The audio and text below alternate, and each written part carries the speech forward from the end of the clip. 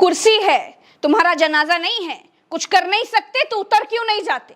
नमस्कार दोस्तों, जब नरेंद्र मोदी से नहीं हो पाया तो देश के चीफ जस्टिस ऑफ इंडिया को मैदान में उतरना पड़ा।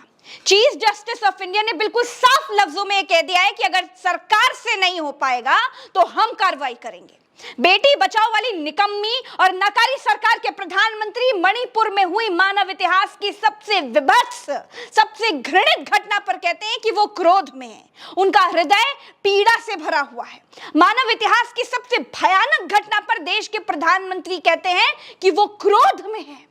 इतने समय तक देश ने देख लिया है कि जब जब देश प्रधानमंत्री से एक्शन की उम्मीद करता है ना, तब तब नरेंद्र मोदी रफू चक्कर हो जाते हैं। चाहे कोरोना हो, चाहे बिल्किस बानो का मामला हो, चाहे मणिपुर हो, हर बार प्रधानमंत्री नरेंद्र मोदी या तो दिल से माफ नहीं कर पाते हैं, या तो क्रोध में होते हैं, या तो इनका हृदय पीड़ा से भरा होता है। ऐसा लगता है कि देश ने प्रधानमंत्री चुनते समय गलती कर दी।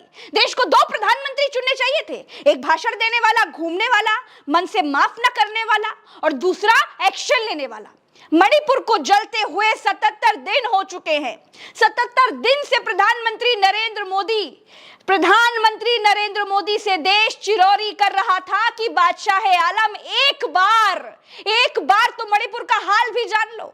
हर जगह जाते हो, अरे मणिपुर हो आओ। हो सकता है कि देश के प्रधानमंत्री की अपील से ही मणिपुर की हिंसा थम जाए, लेकिन ना प्रधानमंत्री ने मणिपुर की तरफ देखा, ना ही मणिपुर का मां बोला।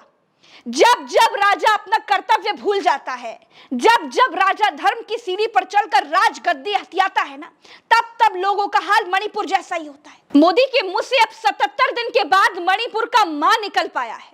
भारत देश के दामन पर वो दाग लग गया है जो किसी भी साबुन से नहीं धुलेगा। मानव इतिहास की सबसे विभत्स घटना मणिपुर में घटित हुई है। देश ने राजा को इसलिए चुना था कि राजा देश चलाएगा, लेकिन राजा पार्टी चलाने लगा।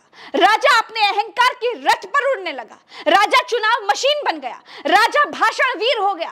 राजा को दिखास और छपास के रोग ने घेर लिया। राजा को प्रजा से अब कोई मतलब ही नहीं रह गया है। बेटी बचाओ का वचन देखते ही देखते सब हवा हो गया, और जिस राजा ने बेटी बचाने की कसम खाई थी, उसी राजा के राज में मानव इतिहास की सबसे घृणित घटना हो गई। किसी लोकतांत्रिक देश का ऐसा कांड ना तो इतिहास में दर्ज है, ना ही भूगोल में दर्ज है, न कथाओं में है, न किंवदंतियों में है, न पुराणों में है, न शास्त्रों में। बिल्किस बानो के गैंगरेप के आरोपियों को रिहा करने वाले मणिपुर का क्या इंसाफ करेंगे। कार्रवाई के लिए वीडियो वायरल होने का इंतजार करने वाली सरकारें क्या बेटियां बचाएंगी। हम शर्मिंदा हैं कि इतना सब होने के बाद भी डबल इंजन की सरकारें मणिपुर में चल रही हैं। हैरानगी इस बात की भी है कि राष्ट्रपति का होना ना होना सब बराबर है। प्रधानमंत्री तो भाषण देने और रेडियो पर बोलने के लिए ही रखे गए, ऐसा लगता है।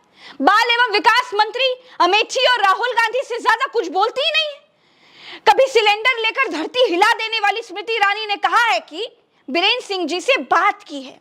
उन्होंने मुझे बताया है कि जांच अभी चल रही है, और आश्वासन दिया है कि अपराधियों को न्याय के कटघरे में लाने में कोई कसर नहीं छोड़ी जाएगी। वाह!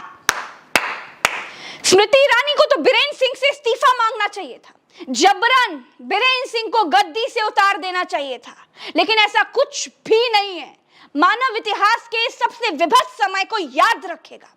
इतिहास में लिखा जाएगा कि जब राष्ट्रीय मीडिया गोदी हो चुका था, जब जिम्मेदार मीडिया दलाली काट रहा था, जब सरकार केवल धर्म के रास्ते अगली सत्ता हासिल करने के जुगाड़ों में लगी हुई थी, तब कुछ पत्रकार थे जो नौकरियां छोड़कर बोलते थे, जान जोखिम में डालकर बोलते थे। कुछ कुमार विश्वास जैसे कवियों ने सरकार के लिए खुलकर लिख दिया था कि कुर्सी है, तुम्हारा जनाजा नहीं है, कुछ कर नहीं सकते तो उतर क्यों नहीं जाते। नमस्कार, चैनल सब्सक्राइब करने के लिए बिल्कुल नहीं कहूंगी, क्योंकि जिस देश में बेटियों की ये हालत है, उस देश में एक बेटी का चैनल सब्सक्राइब करके आप क्या ही कर देंगे। जय हिंद।